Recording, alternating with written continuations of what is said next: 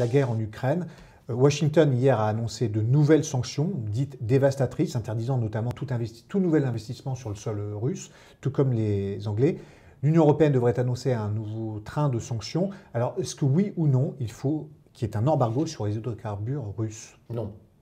Il faut des sanctions, notamment des sanctions qui touchent les oligarques, qui touchent les proches de Vladimir Poutine. Bien évidemment, on ne peut pas rester sans rien faire. Je pense que personne ne pense ça. En tout cas, Marine Le Pen ne le pense pas. Elle a d'ailleurs appelé à une convention internationale dans le cadre de l'ONU pour essayer de trouver une voie vers la paix, parce que c'est quand même ça qui devrait nous animer. Mais attention, il y a une ligne rouge, c'est la protection des Français.